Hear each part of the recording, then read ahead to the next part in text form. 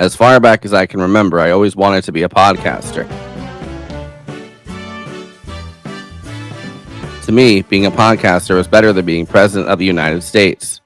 Even before I wandered into the Majority Report studio for a part-time editing job, I knew I wanted to be a part of them.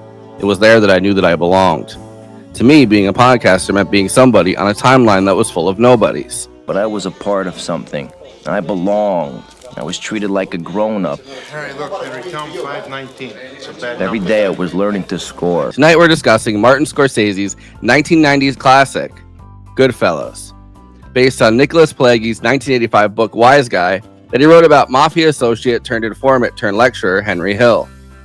Starring Ray Liotta as Henry Hill, Robert De Niro as Jimmy the Gent, Joe Pesci as Tommy DeVito, Paul Sorvino as Paulie, and Lorraine Bracco as Henry's wife Karen, as well as countless actors who would go on to populate The Sopranos at the end of the decade, from Tony Sirico to Frank Vincent, Michael Imperioli, Vincent Pastore, Chuck Lowe, Paul Herman, and Tony Lip. No, I thought you said you were all right, Spike. I am all right. You ain't all right, you little fucking prick. I thought I am. You've been doing this all fucking night to me, you motherfucker. You want the drink now? Okay, I'll bring it for you. Scorsese read Wise Guy when it came out and cold called Nicholas Pileggi, saying, "I've been waiting for this book my entire life."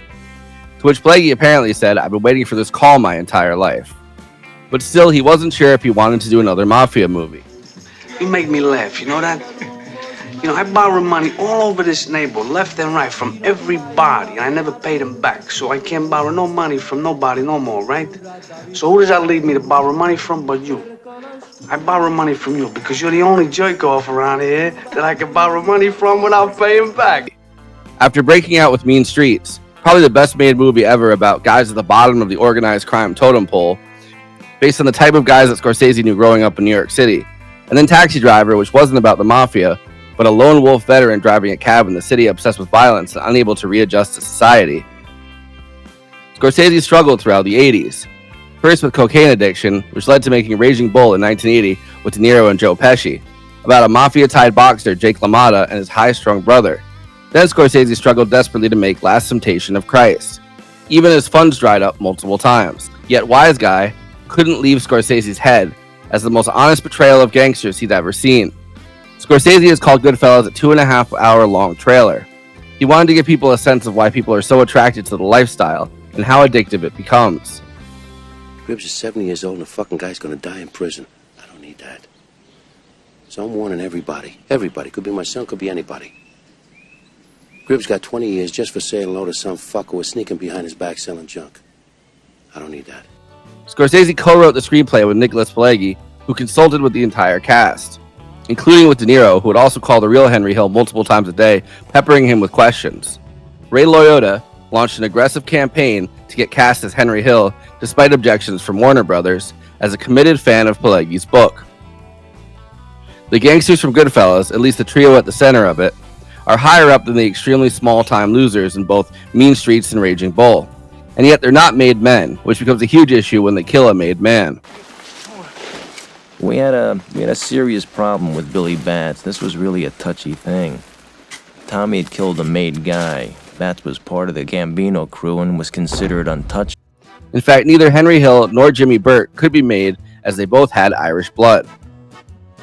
The mafia was a cultural fixation for Americans, going back to the Rackets Committee in the 1960s, which would be explored in Scorsese's later magnum opus, The Irishman, followed by Mario Puzo's The Godfather. But The Godfather's Corleone family was a romantic depiction of the gangsters at the top of the organized crime hierarchy, whereas Scorsese always aimed to capture a different social and economic class.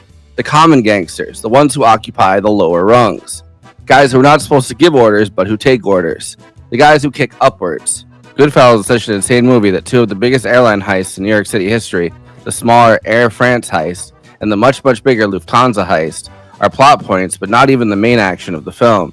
Henry Hill claims he was involved with both of them. The acting from the trio of De Niro, Pesci, and Liotta is superb. The three of them constantly project insecurity, as striving for respect and distrust is such a part of these mafia associates' inner psychology. You mean, well, let me understand this, because maybe it's me, I'm a little up, maybe. But I'm funny how? I mean, funny like I'm a clown, I amuse you. I make you laugh. I'm here to fucking amuse you. What do you mean funny? Funny how? How am I funny?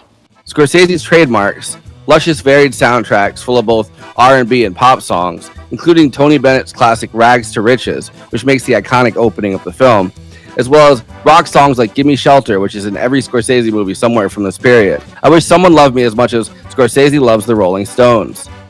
Homages to other films like Truffaut's Jules and Jim, the Great Train Robbery, and the non-stop crane shot from Touch of Evil that Scorsese replicates for the Copacabana scene, as well as all kinds of beautiful shots like the faces of the crowd at the Copa.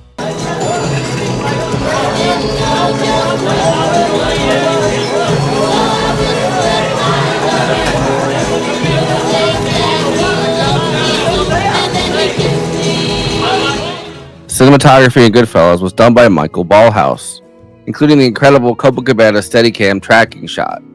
Ballhaus's amazing work was honed through the 1970s with an extremely intense, stormy collaboration with Rainer Werner Fassbinder that exploded in 1980.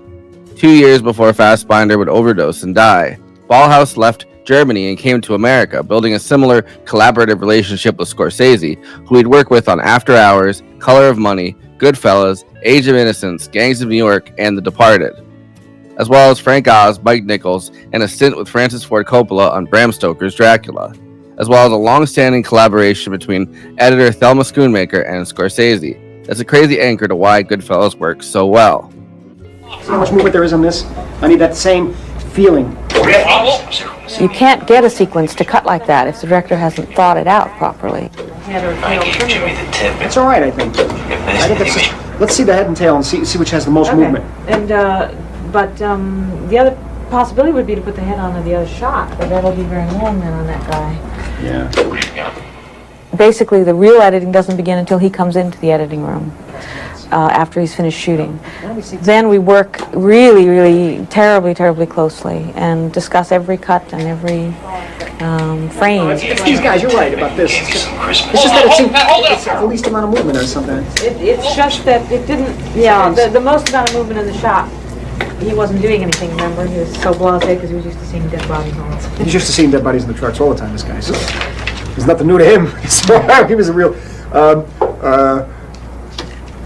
is there another, dare I ask if there's another take? Well, yes, possibly. It's extremely exhilarating working with him because he's so intense and tremendous amount of humor. Also tremendous mood swings, very emotional, can be sometimes extremely depressed or worried, but I enjoy that about him. It's sort of like living with a volcano. It's all here. I swear Goodfellas is one of the greatest films ever made. At $25 million, it was the most expensive film Scorsese made up to this point. It was nominated for 6 Academy Awards, being yet another time Scorsese would be snubbed before his big win for The Departed. However, Joe Pesci won for Best Supporting Actor, a story we talked about during our My Cousin Vinny episode. The same year that Goodfellas came out, Nicholas Pileggi's wife, Nora Ephron, also used her husband's book to make a Henry Hill movie, My Blue Heaven, starring Steve Martin and Rick Moranis, in their next collaboration after Little Shop of Horrors. I have to wait around like everyone else. Can't even get decent food. Right after I got here, I ordered some spaghetti with marinara sauce and I got egg noodles and ketchup. I'm an average nobody.